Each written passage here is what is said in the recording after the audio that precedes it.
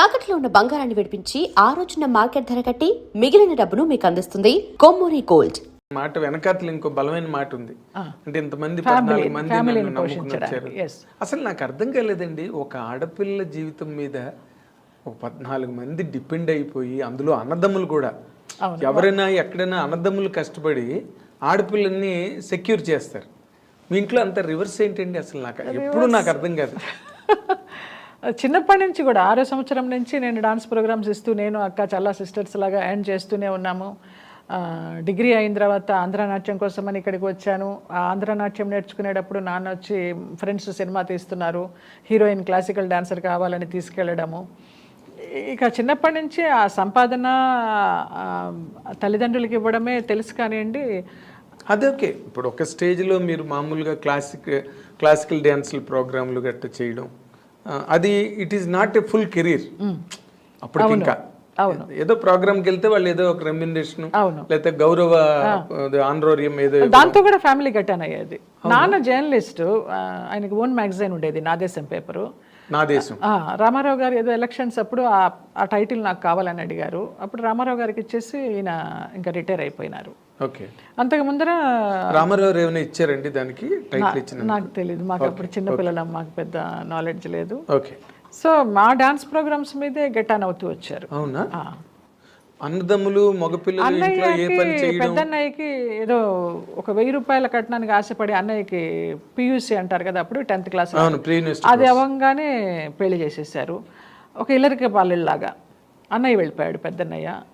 రెండో అన్నయ్య ఏమీ లేదు, తను బీఎస్సీ చదువుతూ అలాగే, అంత పెద్ద బాధ్యత గలవాడు కాదు. ఇంకా తప్పలేదు. మీకు పెద్ద మనసు అన్నది ఇంటి దగ్గరే ప్రారంభమైంది, చిన్నప్పటి నుంచి ఉంది. అదే అంటున్నాను. అందుకనే సినిమా ఇండస్ట్రీని మీరు కంప్లీట్గా ఇచ్చేసుకోగలిగారు, అర్థం చేసుకుని వాటిలో ఉండే ఇబ్బందులు కానీ సాధక బాధకాలన్నింటినీ అర్థం చేసుకుని గెటాన్ అవ్వగలిగారు సినిమా ఇండస్ట్రీ. అది నా గొప్పదనం అని నేను చెప్పను, ఏదో నా తల్లిదండ్రులు ఇచ్చిన జన్మ గొప్పది అనుకుంటాను, అంతే. చాలా గ్రేట్ మీరు. ఎందుకంటే ఇప్పటికీ మీరు ఏ రకమైన డిస్సాటిస్ఫాక్షన్ కుటుంబ సభ్యుల మీద కానీ అస్సలు ఎక్కడ లేదు కదా. ఎప్పుడు మన అనుకోవడం కనీసం తలంపుగా కూడా రాదు. నేను ఇంతవరకు తృప్తిగానే అందరికీ పెడుతూ వచ్చా, ఉన్నదానిలోనే, ఉన్నా లేకపోయినా కూడా. పెట్టాల్సి వచ్చిందే ఒక బాధ్యతగానో ఒక బర్డెన్గానో ఎప్పుడు అనుకోలేదు. పెట్టడం ఇష్టం, ఎప్పుడు ఇలా ఉండాలి, చెయ్యి ఇలా ఉండకూడదు. అదే మీకు మైనస్ పాయింట్ అయింది. అయ్యుండొచ్చు, బహుశా అయ్యుండొచ్చు కదా, అయింది కూడా. ఇప్పుడు చాలా మంది మన ఇండస్ట్రీలో కాంతారావు కానీ కాంతారావు గారికి నేనే హెల్ప్ చేశాను. నేను హెల్ప్ చేయడం స్టార్ట్ చేసిన తర్వాత చిరంజీవి గారికి, రజనీకాంత్ గారికి తెలిసి ఆయనకి FDలు వేశారు. మమత, మన కమెడియన్ మమత, ఆమెని సామాన్లన్నీ బయట పడేసి అద్దె కట్టలేదని రోడ్డు మీదకి ఏడిస్తే ఆమెకి నేను 25,000 ఇచ్చి చిరంజీవి గారికి చెప్తే ఆయన FD వేశారు దానికి.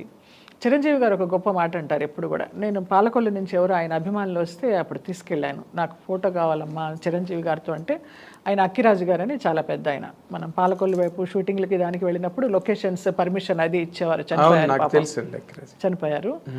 వంశీ గారికి, పెద్ద వంశీకి చాలా దోస్తు ఆయన.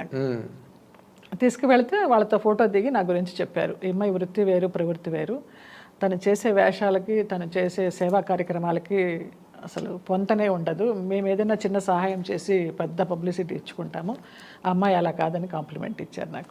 What a great compliment. Megastar Chiranjeevi గారి దగ్గర నుంచి అలాంటి కాంప్లిమెంట్ అంటే పట్టం కట్టుకోవాల్సినంత కాంప్లిమెంట్. సంతోషించాను చాలు. అలాంటి ఒక మాట ఎంతో తృప్తినిస్తుంది. ఇవన్నీ ఈ అసంతృప్తులన్నీ పక్కనకి వెళ్ళిపోతాయి. అంటే మీరు సినిమా ఇండస్ట్రీలో మీకు లభించిన ఈ కైండ్ ఆఫ్ సాటిస్ఫాక్షన్ ఏదో, దాంతో మీరు ఇంటి హోమ్ ఫ్రంట్ లో ఉన్న షాక్స్ ని బాగా ఇచ్చేసుకున్నారు అనుకుంటున్నాను. అంతే కదా? కరెక్ట్. అంటే బయట ప్రపంచంలో మీరు more successful than at home. అవును. అంతేనా? అవును. మరి మీరు ఎప్పుడు కూడా వాళ్ళకి, కుటుంబంలో ఉన్న వాళ్ళందరికీ మీరు మీ మీరు చూసుకోండి, మీ పని మీరు చేసుకోండి అని ఏ రోజున చెప్పలేదు? ఏ రోజు చెప్పలేదు. నాకు అట్లా చెప్పలేను. నేను మరబొమ్మలాగా వదిలి, నాకు శక్తి ఉంది, నేను చేస్తాను అంతవరకు. ఇప్పటికి కూడా, ఈ రోజు వరకు కూడా అంతే. ఇంకా 2 మేనగోడలు ఉన్నారు నాకు పెళ్ళిళ్ళకి, వాళ్ళకి చేర్చి పెడుతూ ఉంటాను, ఉన్నా లేకపోయినా. నాదే బాధ్యత అంతే. నేను చేస్తే నాకు సంతోషం. నా అమ్మ నాన్నలు పైలోకాల నుంచి నన్ను దీవిస్తారు, వాళ్ళ ఆత్మలు శాంతిస్తాయని నాకు ఒక నమ్మకం. ఎందుకంటే అమ్మ పోయేటప్పుడు చెప్పింది, వీళ్ళందరినీ చూసుకోవే కొంచెం, వాళ్ళు ఎవరికి ఏమీ దోవలేదనేసి. ఇక ఆ మాట ఉండిపోయింది. ఆమె ఇచ్చిన జన్మ ఇది, ఆమె పెట్టిన భిక్ష ఇది అనేసి అలాగా. బా గ్రేట్ అండి, మీకు దండం. ఎందుకంటే మాకు తెలిసిన జయలలిత గారు ఆవిడ ఒక ఇంత సున్నితమైన పర్సన్. ఆర్టిస్ట్ అంటేనే సున్నితంగా ఉంటారు. అవును, చాలా చిరంజీవి గారు కూడా చాలా సున్నితమైన మనస్తత్వం ఉన్నాయి ఆయన. ఉన్నారండి, మహానుభావులు ఉన్నారు. అలాంటి మా జయలలిత గారు ఇన్నాళ్ళు ఈ జీవన సంగ్రామంలో ఎన్ని ఒడిదుడుకులు, ఎన్ని ఎత్తుపల్లాలు. అలసిపోలా ఎప్పుడు. అలసిపోతే ఇంత గ్లామర్గా పడడం లేవడం తప్పించి అబ్బా అని ఎప్పుడు అనుకోలే.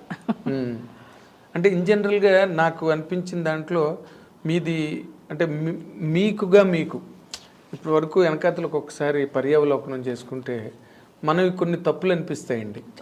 అన్ని తప్పులే, స్వయంకృత అపరాధాలే మీవే అన్ని. కొన్ని విధిలిఖితాలు అనుకోవచ్చు కానీ స్వయంకృత అపరాధాలు ఎక్కువ, విధిలిఖితం తక్కువ. నీ రాత నువ్వే మార్చుకోవచ్చు అని అంటారు కదా, అటు నా రాత నేనే మార్చుకున్నా. ఓవర్ పొసెసివ్నెస్, కుటుంబ సభ్యుల మీద అలవి మాలిన ప్రేమానురాగాలు, అవసరమైన అవును అంటే ఓవర్ ఎఫెక్షన్స్ అవి కూడా తెలియదు తల్లిదండ్రులతో నాకు. మామూలుగా పుట్టాము, పెరిగాము, చదువులు బళ్ళో వేశారు, డాన్స్ నేర్పించారు, ఏం కావాలో అది కావలసిన బట్ట ఇచ్చారు, తిండి పెట్టారు, అంతవరకు. కానీ డిగ్రీ వరకు కూడా నా ఇంట్లో రేడియో లేదు గుంటూరులో ఉన్నప్పుడు. నేను చెన్నై వచ్చాక ఇవన్నీ ఒకటొకటిగా ఈ లగ్జరీ లైఫ్ చూసి చేసుకున్నవి. ఏమో తెలియదు మరి, అది అలా జరిగిపోయింది. అంటే మరి అంతమంది ఉన్న ఇంట్లో రేడియోలు గట్ట ఎక్కడ వస్తాయి? అదే 2 పూట్ల భోజనానికి సరిపోతుంది రేడియో ఎక్కడి నుంచి? అవును, అప్పుడు బంగాళదుంప కూర చేసి రసం పెడితే చాలా రిచ్ ఫుడ్ ఎగ్జాక్ట్లీ.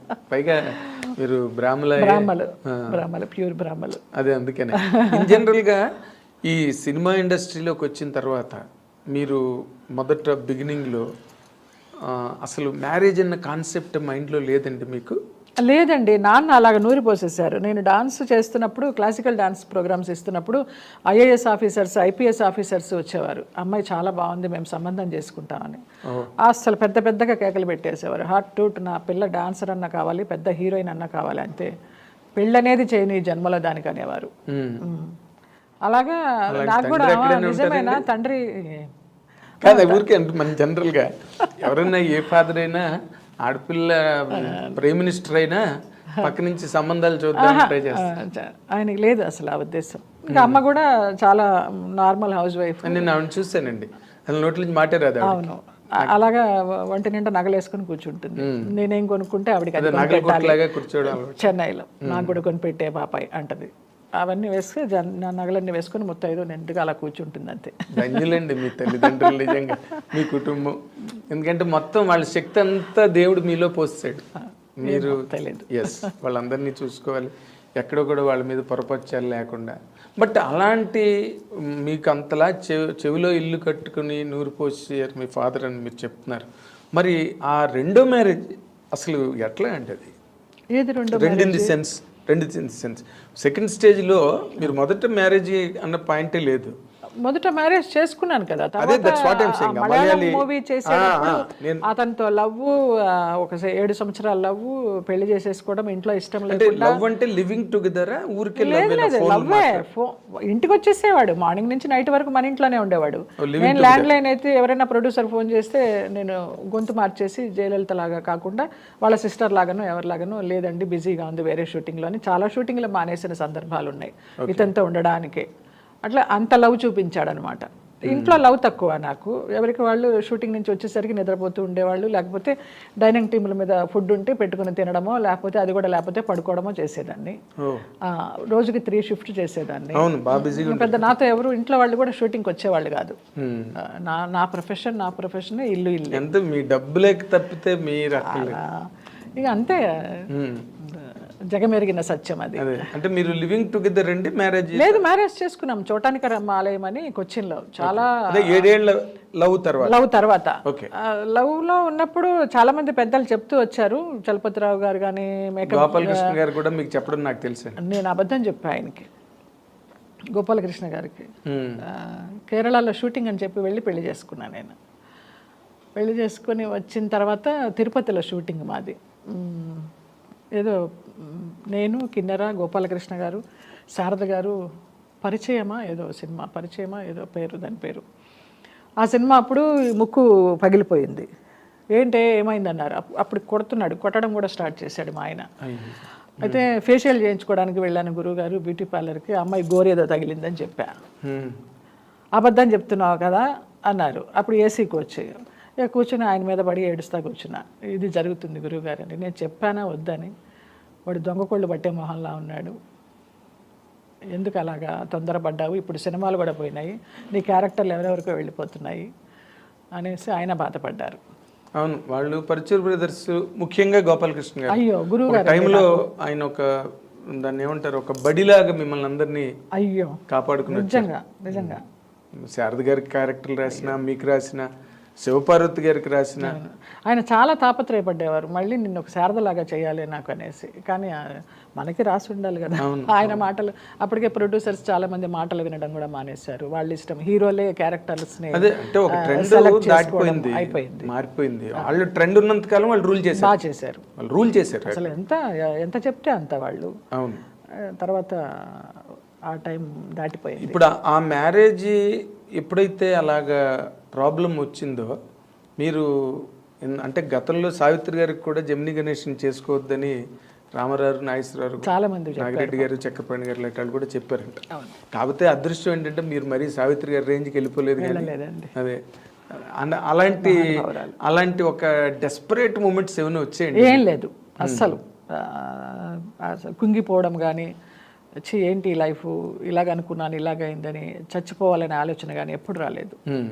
బతికి చూపిద్దామనేసి. అదే ఆవిడ డ్రింకింగ్ కూడా రిసర్ట్ అయిపోయారు సావిత్రి గారు. చాలా దారుణమైన, ఆవిడకి పిల్లలు ఉండి వాళ్ళ సపోర్ట్ లేక అలాగైపోయినారు. నాకు భగవంతుడి దయ వల్ల పిల్లలు ఎవరు లేరు కాబట్టి నాకు నేనే నిలదొక్కుని నేనే కంట్రోల్ చేసుకున్నా. అదేలేండి.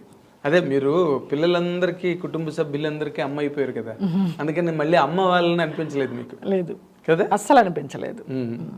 కానీ ఇలాంటి మా మంచి జయలలిత గారు అసలు అమ్మ కాలేకపోవడం, ఇప్పుడు అందరూ మిమ్మల్ని అమ్మ అమ్మ అనిపిస్తుంటే జయలలిత గారు లాగా, తమిళనాడు జయలలిత గారు అలాగే ట్రీట్ చేస్తారు ఇక్కడ.